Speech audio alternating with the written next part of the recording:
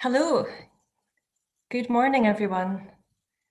Welcome to our webinar, Raising the Floor, the future of the minimum wage, that marks the launch of our new report today, looking at future paths of the national minimum wage and how it impacts on workers, employers and the economy.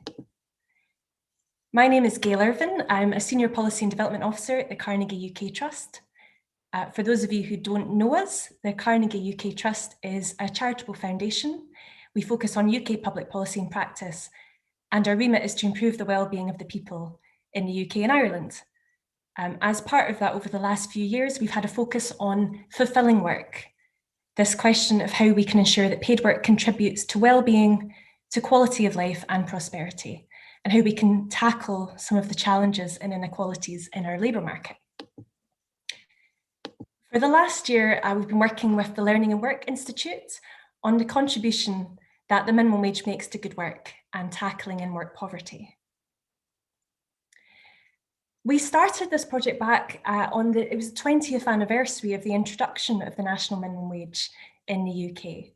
And there was a lot of commentary about the minimum wage being a policy success story, something which had commanded broad public support, political support, and which had been successful in tackling extreme levels of low pay and hadn't been seen to damage employment. But even with the ambitious minimum wage targets that we've had in recent years, the minimum wage has not been enough to lift people out of in-work poverty. And even before the pandemic, there were legitimate questions about the pace of the minimum wage rises, whether they were too slow to be of use to workers or too fast for businesses to continue to adapt. And there had been limited exploration of the interaction between the minimum wage and other aspects of job quality that matter to workers, like work intensity, opportunities for progression, and job security. The severe impact of the pandemic on household incomes and on businesses makes these questions more important and contested than ever. So to explore this and more, we have an excellent panel today, and of course, I'm delighted that all of you have come to join the discussion. Before I introduce our panel, I just want to remind you that we are recording this event that will feature the panelists, and we will release the recording and send that round to you after the event. So how today is going to work is that all of our speakers are going to provide remarks for about 5-7 minutes, and then we're going to move to the Q&A and open up the virtual room for discussion with the panel. So I'm going to briefly introduce our speakers. First of all, we have Jo Dromey, who is Deputy Director of Research and Development at the Learning and Work Institute. And Jo is one of the lead authors of the report that we launched together today, and he's going to take you through the report. I suspect you know them because you've come to one of their events, but the Learning and Work Institute is a policy, research and development organisation dedicated to lifelong learning, full employment and inclusion. Secondly, we're delighted to be joined by Amelia Quist, who is Senior Policy Manager at the Federation of Small Businesses. And last but not least, we're also joined by Paul Novak, Deputy General Secretary at the TUC, the Trade Union Congress. But throughout this event, we also want to hear from you. You can pose your questions throughout using Slido. Please do. Please start sending forward your thoughts and your questions for the panel when we get to that part of the discussion later. And we're also doing live polling during the event today to get the mood in the room on some of these important issues. So without further ado, I'd like to open up our first live poll and get your views. If we could bring that up, please.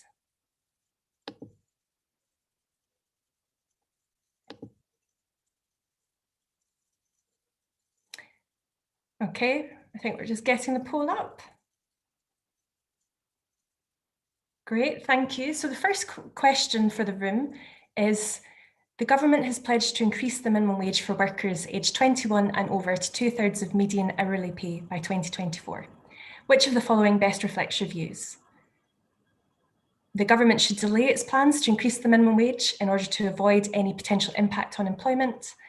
The government should continue with its plans to increase the minimum wage. Or the government should continue with its plans, but provide employers with support to adapt. So we're going to keep that poll open for maybe 10-15 minutes. So please do submit your views. It is anonymous, so don't hold back. And we'll come back and share the results later on.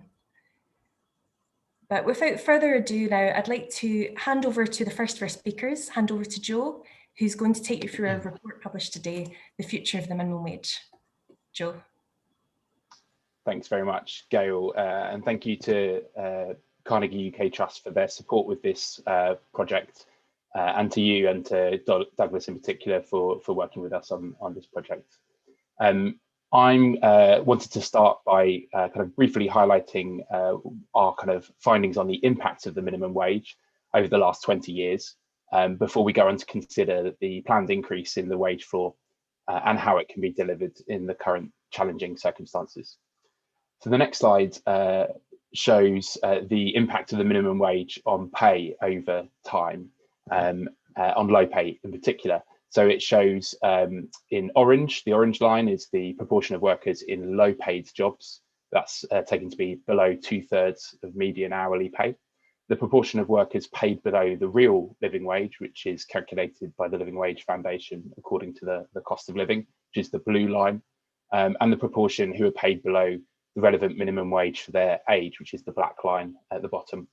And it tracks this over time, and it shows the two grey bars you can see are the introduction of the national minimum wage 2 decades ago in 1999, and more recently in 2016, the introduction of the national living wage. And this is not to be confused with the real living wage. This is a higher statutory wage floor for workers aged 25 and over. So it's effectively the 25 plus age group for the minimum wage. And what this shows is the introduction, while the introduction of the minimum wage helped to reduce the proportion of workers on extreme low pay, which is the proportion earning below 50% of the median, we did not see a significant impact on the proportion in low pay until more recently with the introduction of the national living wage. So you can see that orange line remains broadly flat for the first 15 years or so of the minimum wage. And that's because the minimum wage was set at a relatively cautious level, which didn't impact on the number of people in low pay. It's worth noting that the increase in the wage floor has been achieved, as Gail mentioned, without a significant impact on employment over this period. So the reduction that we've seen more recently in the proportion of people in low paid work has been achieved without a significant impact on jobs, which is of course one of the fears about increases in the minimum wage. And what we've seen over that period is a reduction in the proportion of people in low paid work without an impact on jobs. So slide 3 goes on to show how the minimum wage has impacted on the distribution of pay across the labour market. And what this shows is the number of the proportion of workers paid at each kind of 5 pence band. And what the orange bars are the distribution in 1997 before the introduction of the minimum wage, and the maroon bars is the distribution in 2019, which is after the introduction of the national living wage, the higher minimum wage. And what this shows is that whilst the minimum wage has significantly increased pay for those at the bottom of the income distribution, its reach up the income distribution has been more limited. And what this means is there's been a greater bunching or clustering of workers at or near the wage floor. And we can see that with the very high bar in maroon. Slide 4 focuses on the impact of the minimum wage on poverty. And so whilst the national living wage recently in particular has helped to reduce the number and proportion of people in low pay, it's been less effective at tackling in-work poverty. So the graph shows the proportion of people in absolute poverty and relative poverty, both in work and overall. And the key line to look at is the solid orange line, which shows the proportion of people who are in work but in poverty. And that's taken to mean below 60% of median household income for that year. And this shows that the proportion of people in work poverty didn't decrease following the introduction of the minimum wage or the national living wage. And it's actually increased over the last 15 years or so. So more people who in work are also in poverty, despite the increases that we've seen in the wage floor. I think there's 3 factors that we highlight in explaining this. So first, as the Institute for Fiscal Studies have shown, most workers who are on the minimum wage don't actually live in households who are in poverty. That's because there's often other people, other earners in the household who are on middle or high income, high pay, which means that the household overall isn't in poverty. So we need to kind of separate in our minds and make a distinction between people in low pay and people in poverty, and they're not necessarily the same people. Second, many people who are in work poverty are only able to work part-time. And so increases in the wage floor don't necessarily lead to a significant increase in their total household income. So it can help increase their pay slightly, but because they are working part-time, they don't see a big increase in household income. And third, related to this, many households who are in work poverty rely on social security support to supplement their income and meet their basic costs of living. And while we've seen in the last decade or so, we've seen significant reductions in social security support. And indeed, alongside the introduction of the national living wage, there was a 4-year freeze in in-work benefits, which significantly reduced the generosity of the system. And that meant that many workers who benefited in pay from the increase in the national living wage actually lost out more in the reduction in benefits. And that's why we've continued to see that uptick in work poverty over the period. Slide 5 shows the government's plan to increase the minimum wage. So the Conservative Party was initially sceptical about the minimum wage, which was introduced by the previous Labour government, but has come to embrace the policy in more recent years. Under George Osborne, they introduced the national living wage, which I mentioned is a higher rate of the wage floor for workers aged 25 and over. And in September 2019, following a completion of a review carried out by Aronjit Joub of the international impacts of minimum wage, the then Chancellor Sajid Javid pledged to increase the national living wage to 2/3 of median pay subject to economic conditions by 2024, and to extend this rate to workers aged 21 and over. And the subject to economic conditions is important, and we'll come back to that. And as you can see, the stated aim of this policy was to be one of the first major economies to end low pay, and it would give the UK one of the highest wage floors in the world. Slide 6 shows the findings of our polling, which suggests that this policy is popular both among the general public, but also among employers too. So 2 in 3 of our public polling that we did, 2 in 3 people said that they supported the government's plan to increase the minimum wage to 2/3 of median earnings, median pay, with support among low-paid, low-income households being particularly strong. The bottom line shows some support among employers, and this showed that there was a narrow majority, 54%, of employers supported the plan, with fewer than 1 in 10 opposing it. And interestingly, even among employers who are most likely to be impacted, those with many workers on low pay, a slim majority, 52%, supported the plan. It's worth noting that this employer poll, the one at the bottom, was carried out right at the start of the first lockdown.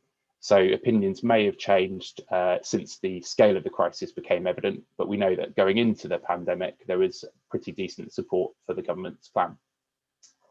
So the next slide, slide 7, shows the context. As I mentioned, the Chancellor in setting out the pledge mentioned that this would be subject to economic conditions, and we all know those have changed quite significantly since the pledge was introduced. And it's important to recognise that when the government made this pledge, employment stood at a record high and unemployment was at historic lows in 2019. This graph shows the OBR's latest projections for unemployment in the coming years, and it's the solid blue line, which is their central forecast for unemployment in the coming years, which shows that unemployment is likely to peak at over 7% and remain significantly higher through the period that the government plans to increase the minimum wage. And given the role of the Low Pay Commission is to balance the benefits of a higher wage floor against the risks to employment, the change in the situation in the labour market is obviously very important. and we face much more challenging times to increase the minimum wage. So on to the next slide. So that's the background, and these are the recommendations that we've set out in the report, which is out today. So first, despite the more challenging circumstances, we believe that an increase in the minimum wage to 2/3 of median pay is still deliverable without a significant impact on employment, and it would have real benefits for millions of workers. And this is slide 9 we're on. So we call on the government to maintain their commitment to increasing the national living wage to 2/3 of median hourly pay and extending that rate to workers aged 21 and over by 2024. So we're on slide 9 at the moment. Second, in working towards this goal, government should continue to be guided by the recommendations of the Low Pay Commission. So the Commission has proved to be a highly successful body, a social partnership body, bringing together employers and unions and other experts, which provides a strong evidence base for informing government policy in this area. And we believe it's been one of the reasons why the minimum wage has been so successful and so kind of widely supported. So we believe that the Low Pay Commission should continue to play an important role in advising the government towards that target. Third, in recognition of the more challenging circumstances, we call for support for employers in transitioning to a higher wage floor. So this could come in the form of a temporary reduction or rebalancing of employer national insurance contributions. So through increasing the threshold at which employers start to pay national insurance contributions, employers with low paid workers who would be most likely to be impacted by the increase in the wage floor would face a lower non-wage costs. And we believe this could help minimise and mitigate some of the potential impact on employment. So they might face a higher pay bill, but they would face lower non-pay costs. Doing this alone would obviously reduce the amount raised through national insurance, but it could be done in a revenue neutral way if the rate of employer national insurance contributions was also increased. And that would mean that employers with low paid workers pay a little bit less for the kind of period of the increase, whereas other employers pay a little bit more. The fourth point that we've got is on good work. And whilst pay is a crucial element of job quality, increasing the minimum wage alone won't address other areas of good work. In fact, we found that there is a potential risk that increases in the wage floor alone may lead to some employers taking measures that may undermine other aspects of job quality, such as increasing job intensity or using more insecure contracts like 0 hours contracts. And we also found that a higher wage floor is likely to lead to much greater bunching and clustering of workers near the wage floor, which could make progression more difficult. So we argue that the minimum wage policy must be situated in a broader good work agenda. The government should consider the impacts of a higher minimum wage on other areas of job quality and take measures to promote job quality more broadly, including through promoting sectoral collective agreements in sectors characterised by low pay and poor job quality.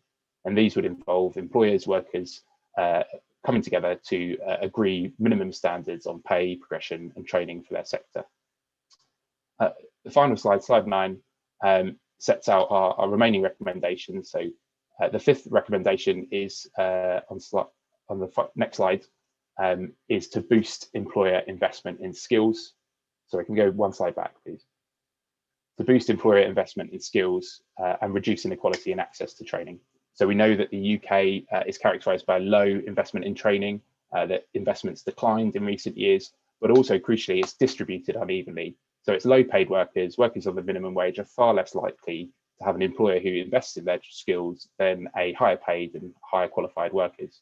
So we could do this through a tax credit to incentivise investment in lower skilled workers, or through changes in the apprenticeship levy, as well as through sectoral collective agreements. Sixth, we argue that increases in the wage floor may lead to increases in underpayment of the minimum wage unless the government takes further action. So we call for the government to use the upcoming employment bill to tackle underpayment, to launch a well-resourced Know Your Rights campaign for workers, working alongside trade unions, and a Know Your Responsibility campaign for employers. We believe there also needs to be stronger sanctions for employers that undercut the minimum wage and more robust enforcement, because at present the sanctions are relatively weak and enforcement isn't sufficiently resourced, which means many employers aren't found to have underpaid the minimum wage. Finally, we also need to ensure sufficient support through the social security system. So as I mentioned earlier on, the recent increases in the wage floor have not reduced the number of people in work poverty. In fact, we're seeing the number in work poverty increase, in large part because of reductions in the generosity of the social security system.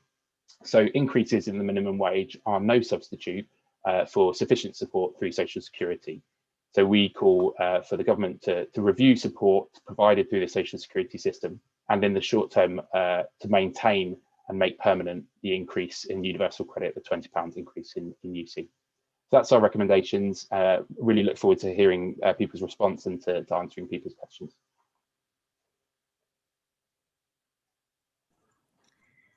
Thank you, Joe, for that comprehensive overview. And it's been really helpful to have that graph reminding us of the economic context of being in the pandemic as well. I would just like to remind everyone that our first poll is still open about the government's decisions on the minimum wage over the next 3-4 years. So please do participate in the poll and we'll share the results shortly.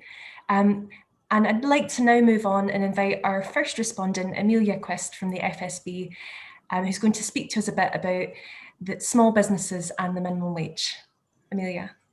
Thank you, Gail. This is a great report which highlights the impact of the national minimum wage, national living wage on workers as well as employers. And I think it's great insight, especially as we look ahead to this year in setting the national living wage for next year. FSB has always supported the national living wage and continues to do so, provided that the level set does not harm employment or business conditions. We believe that the Low Pay Commission plays a critical role in setting the wage floor by taking an independent view that reflects on wider economic and labour market changes. The majority of small employers recognise the wage floor ought to reflect improvements in the growth of the UK economy and real-term increases in average wages. In 2019, a significant proportion of small businesses reported an increase in their wage bill, with 40% of businesses reporting that the increase of the national living wage did have an impact on their wage bill. The hospitality, retail and manufacturing sectors reported the biggest increases in their wage bill before the pandemic. And going into the pandemic, we know that small businesses in the UK suffer from late payments and are owed an average over £6,000 by larger firms, not paying for goods and services on time, and not being paid on time has grave consequences. With 37% of FSB members running into cash flow difficulties. The reality of this became quite apparent in March of last year, when small businesses, especially those within the hospitality sector, which were the first to bear the impact of COVID, began to struggle. Small businesses have been impacted massively by the pandemic, and FSB has welcomed efforts by UK and devolved governments to keep small businesses afloat throughout the crisis. And we have frequently reminded government that many businesses remain ineligible for some of these support schemes. One of the biggest support schemes has been the coronavirus job retention scheme. 11 days after the job retention scheme was announced, the national living wage increased to £8.72. And it's our view that the job retention scheme, although extremely beneficial to workers and to businesses, did cloud the increase to the national living wage last year, making it difficult to assess its full impact. And small business confidence has been in negative territory for 9 straight quarters, and business debt is likely to push many small businesses to the brink of closure. However, even at this stage, many businesses can be saved with the right support and guidance, and business owners faced with closure and insolvency must be supported in restarting. FSB believes that the job retention scheme should remain in place for a sensible period of time to enable the benefits of the scheme to be fully captured. And like today's report recommends, we also believe that cutting employer national insurance contributions would play an important role in incentivising and retention and recruitment. 78% of small businesses have actually said that cutting employer national insurance contributions will benefit their business as they recover from the pandemic.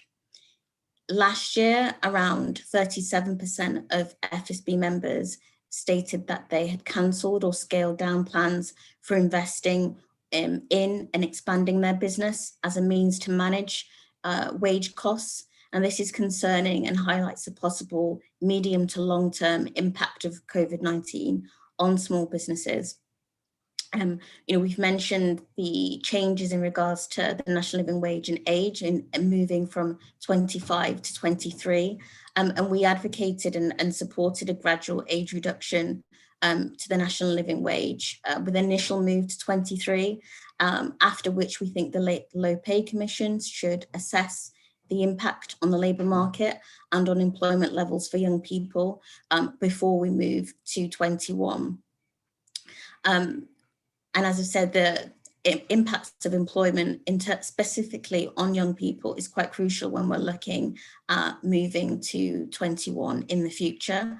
As previous evidence from FSB has found that sectors such as hospitality and retail are more likely to pay their younger workers on youth rates, and these sectors have been adversely impacted by the coronavirus.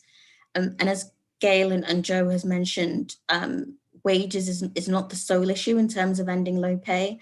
If the government is really committed to in-work progression, then we need to look at learning within the workplace.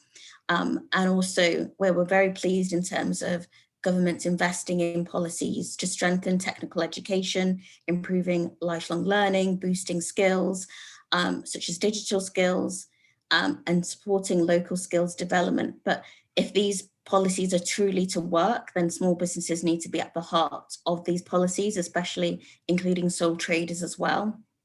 If we're truly to see people upskill and satisfy the skill demands of the future. And compliance is key to that as well. So ensuring that people are paid what they are owed. And we're very supportive of the future skill single enforcement body that BEIS has consulted on last year, and we want to work with government in terms of its introduction. So I think there are many useful insights that this report presents, and happy to hear from others as well and take questions later on. Thank you.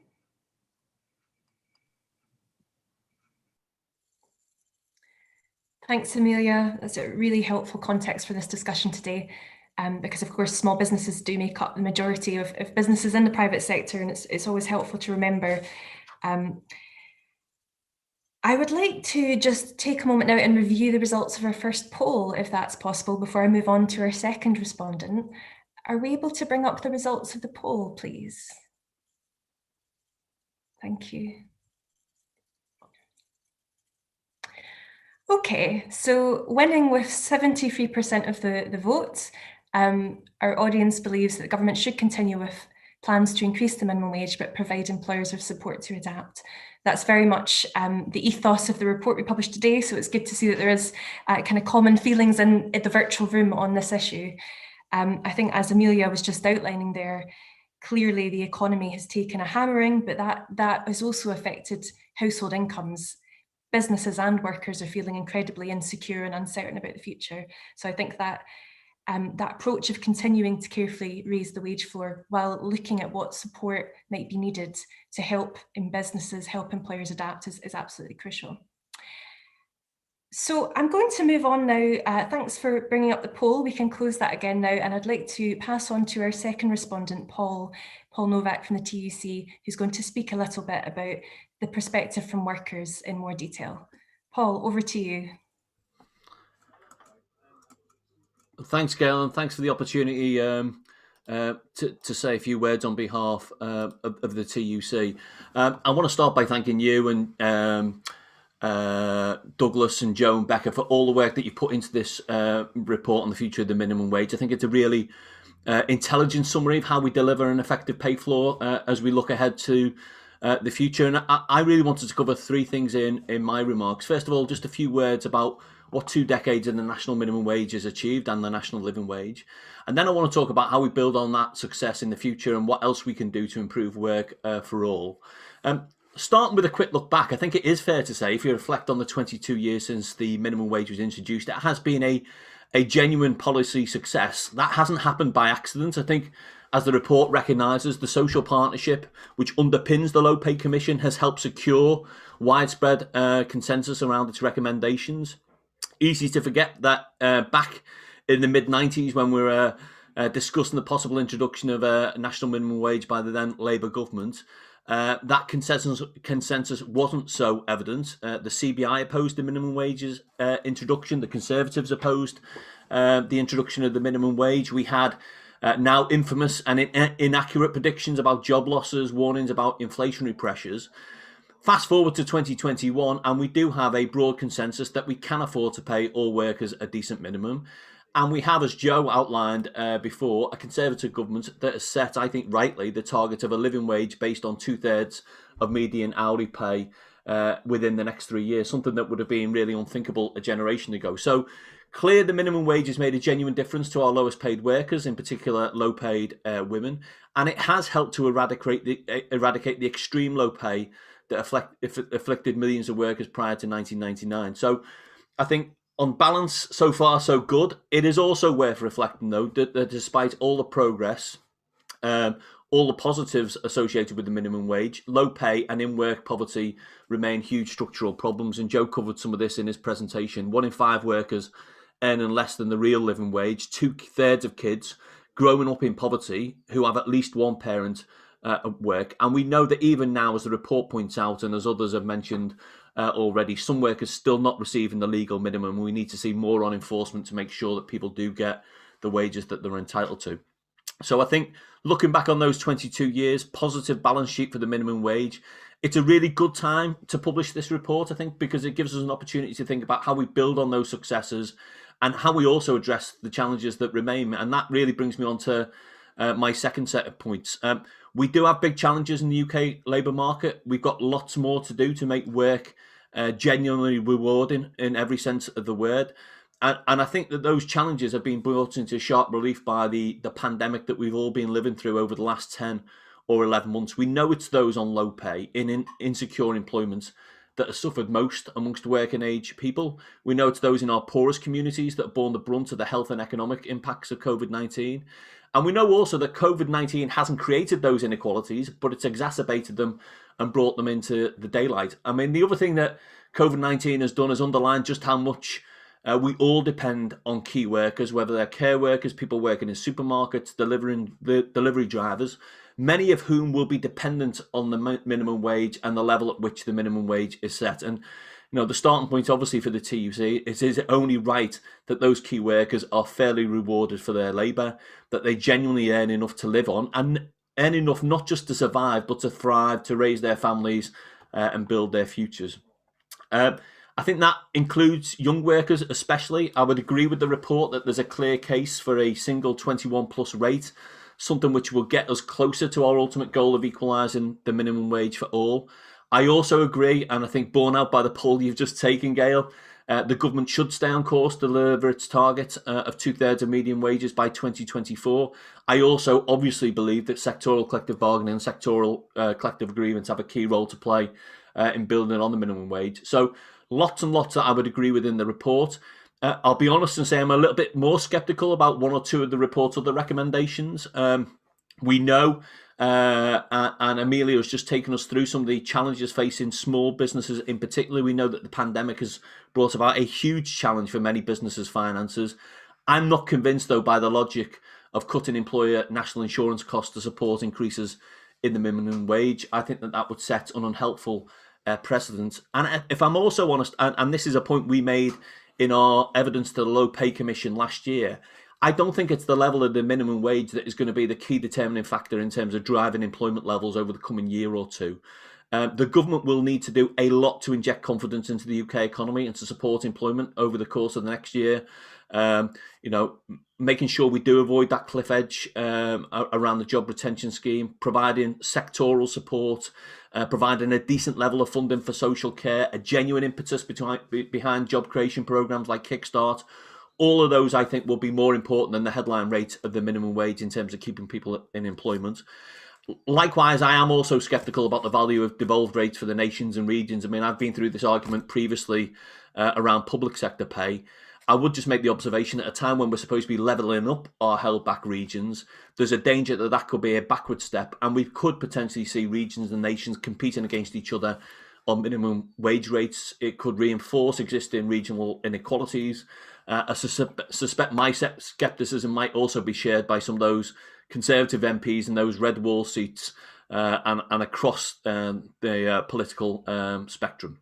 So, sceptical on those points, but on one other key point in the report, I am 100% behind the report, which is that, important though it is, the minimum wage is just one tool at our disposal and just one aspect of good quality employment. And it is important that we broaden the debate beyond just minimum pay rates, although they're really important, to the broader question of decent work. And that's really the third and sort of final point I'd make, Gail. I mean, I mentioned it before, the importance of collective bargaining. It goes without saying that I think that there's a case for stronger collective rights to allow unions to do their jobs effectively and raise standards in workplaces and across sectors.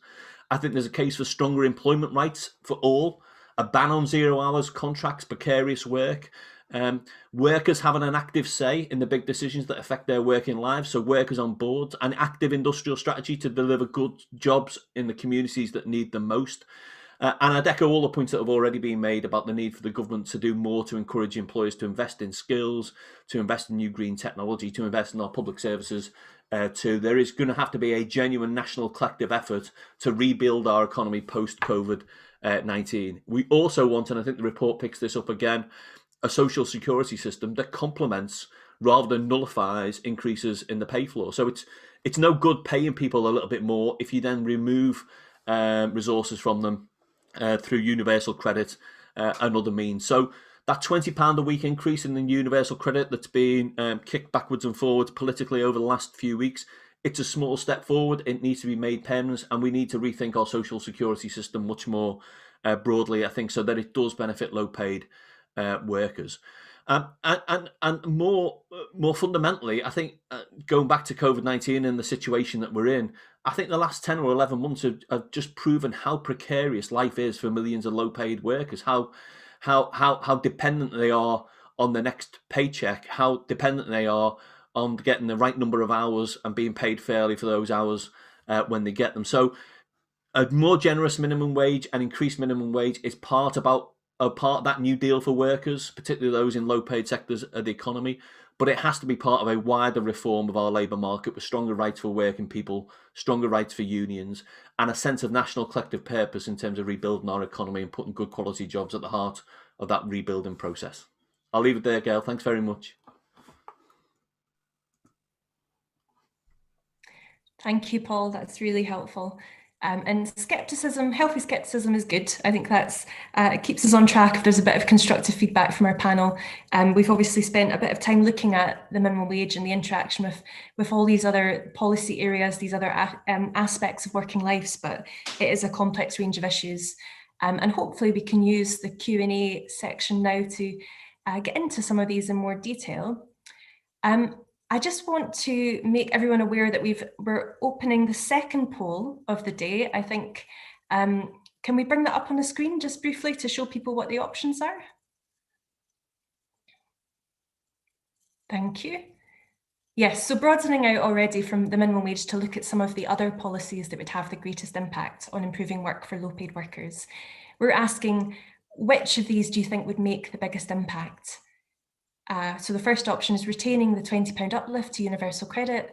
The second one is sectoral collective agreements to agree minimum standards on a range of issues like training or pay progression in low-paid sectors. And our third option is reform the apprenticeship levy and introduce employer incentives to boost training of low-paid workers.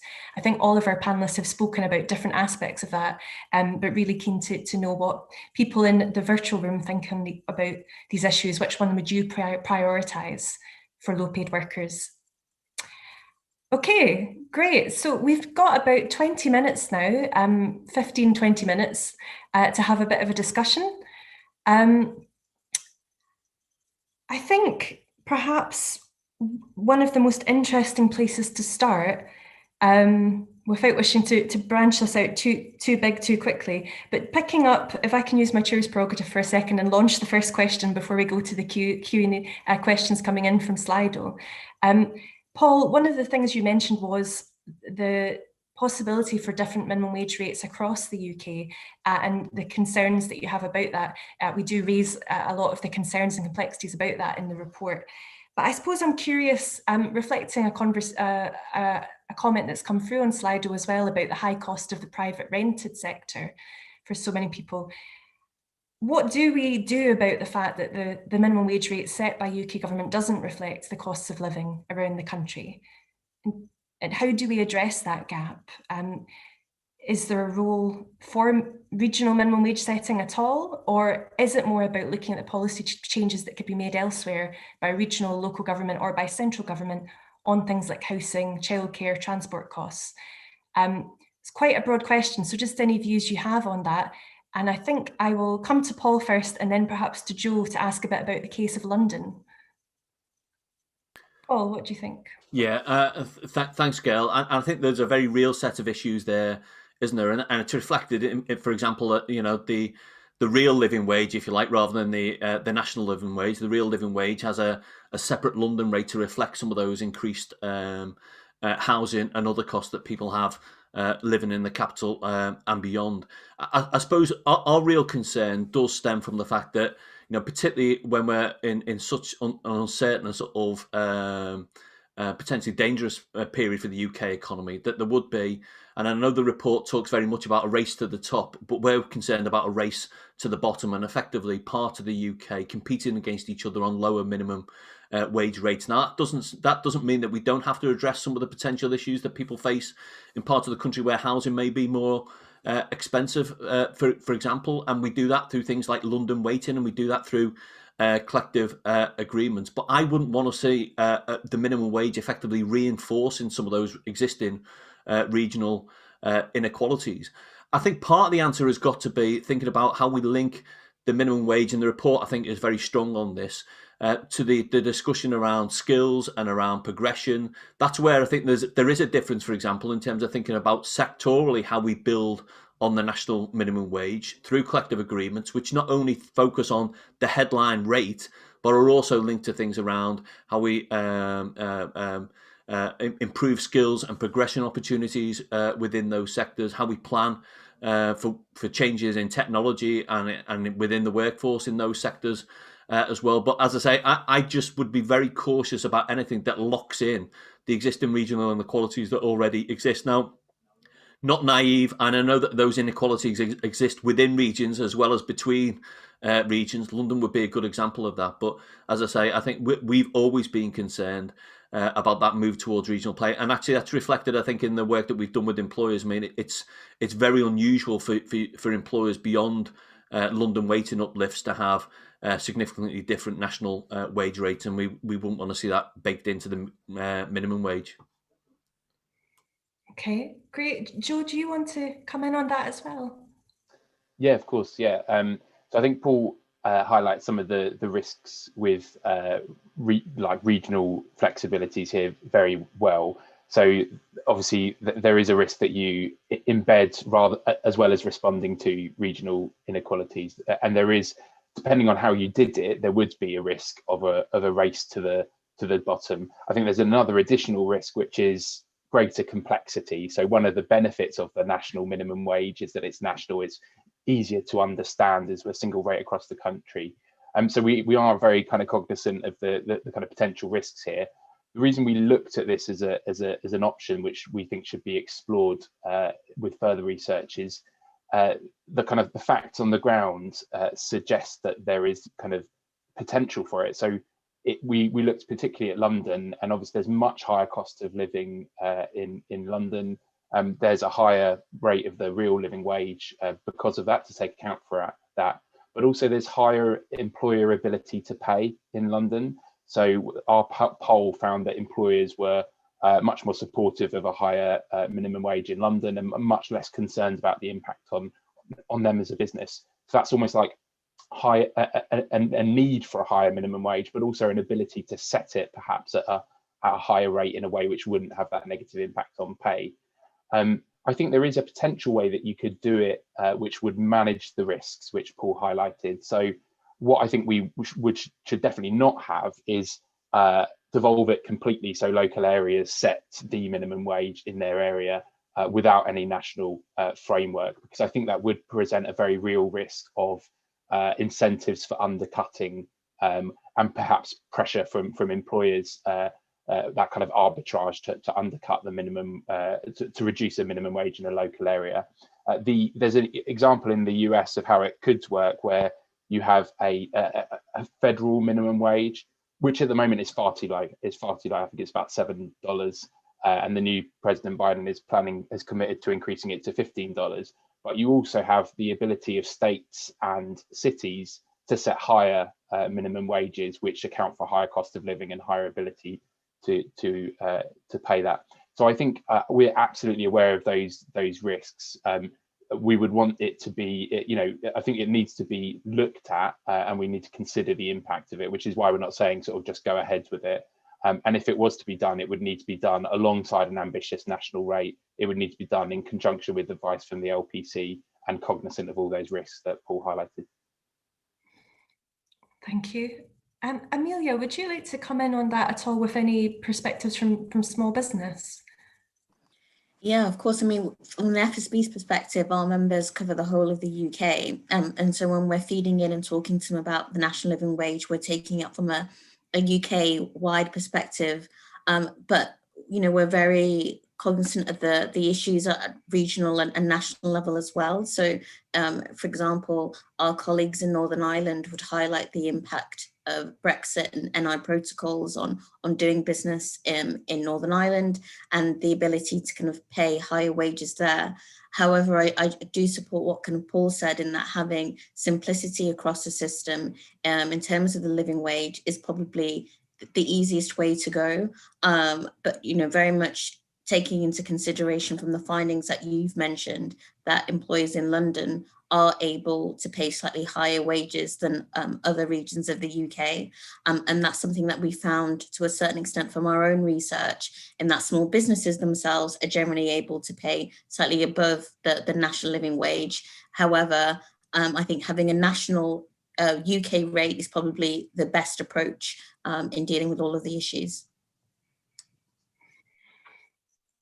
And of course, what we've seen because of the minimum wage being set centrally by UK government over the last several years, where some of the nations such as Scotland and Wales and good work place-based standards such as in Greater Manchester and London have promoted the real living wage as a kind of higher wage floor, but that obviously only gets you so far in terms of being non-mandatory. But still, we are very supportive of the living wage as a really important initiative.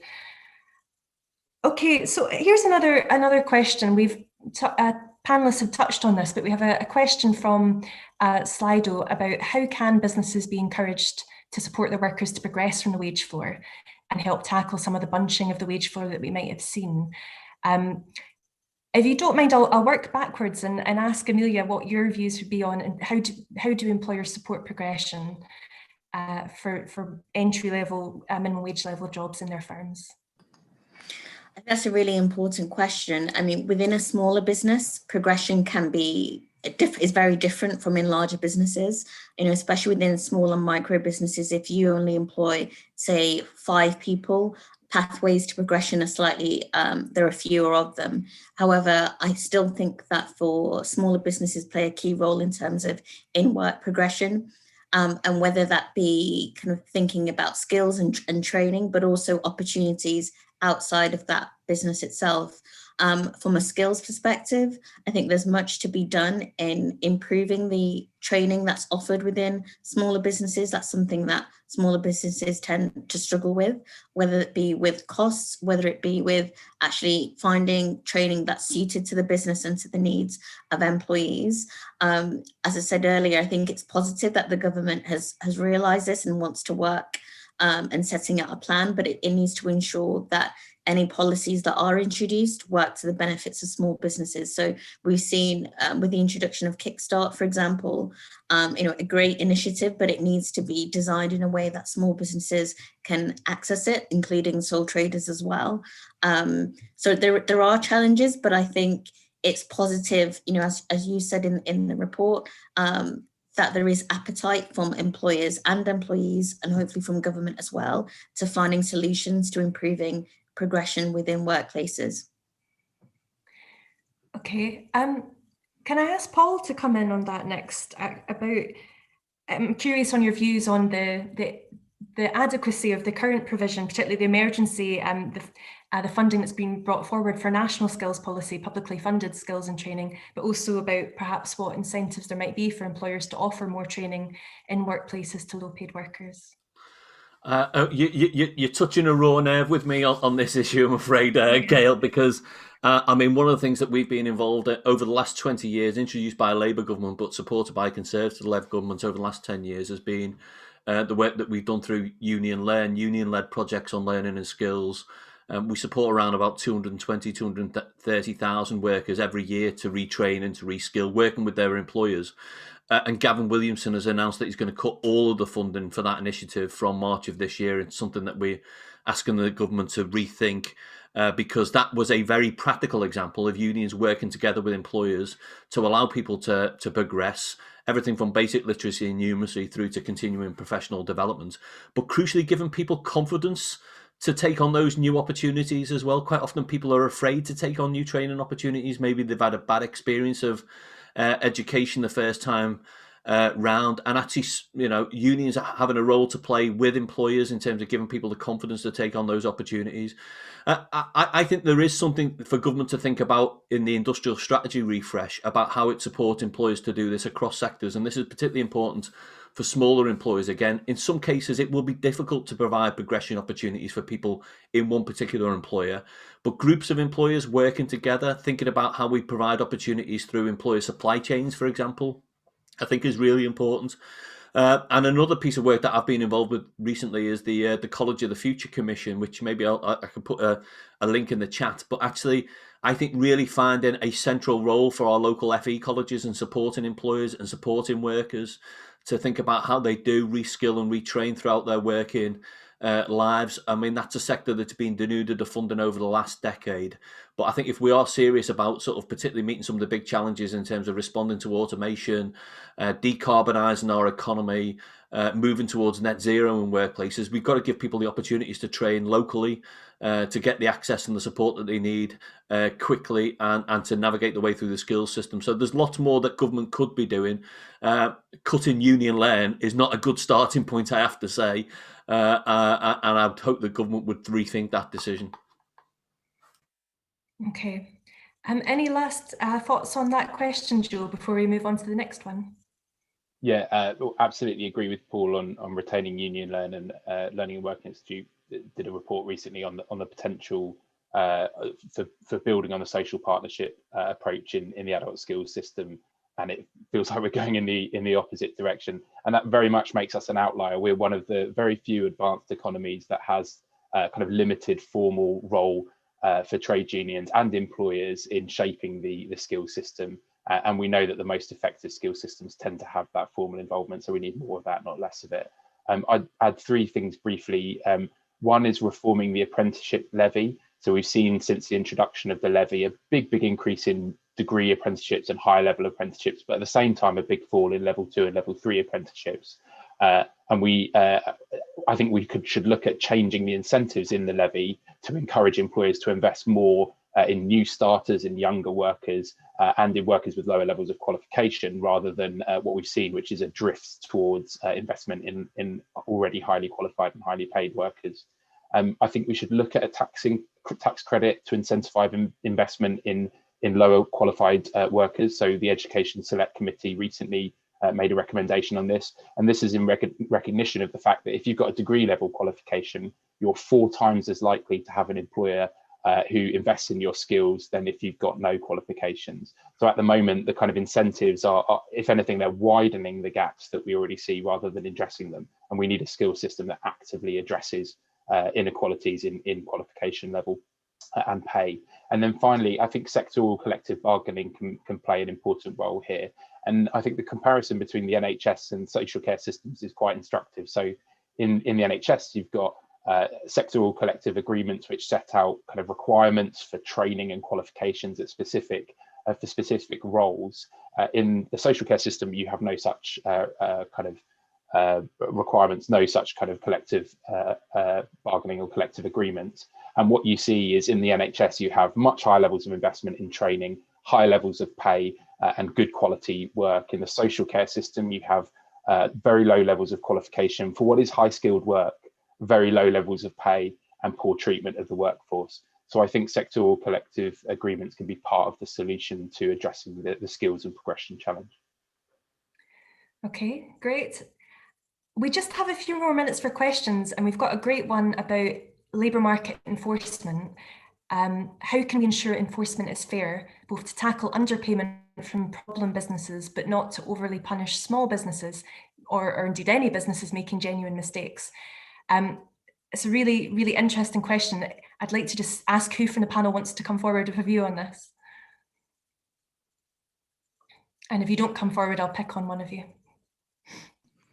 I don't mind saying something on that. I think enforcement is key if we're going to protect wages and do what we say we want to do. I think it's quite right that we look at how we implement compliance and enforcement, especially looking at small businesses. Sometimes I think the approach that's taken by HMRC isn't always the right one. So not simply kind of just going and naming, shaming businesses if they have inadvertently got something wrong, so making small errors, as opposed to people who are consistently breaking the rules. I'm often always reminded of a case that we've had amongst, a case that we're aware of from a small business in which the business owner had people who was on work experience. She was told that she legally wasn't entitled to pay them, but was giving them money in terms of travel costs and food costs. And HMRC said, by giving that money to them, she's actually broken national living wage rules, and they're going to fine her £20,000. Now, this isn't a business that was intending to do the wrong thing, but kind of quickly kind of going after her and saying, you're going to find that business, rather than educating them about the rules and the steps to take.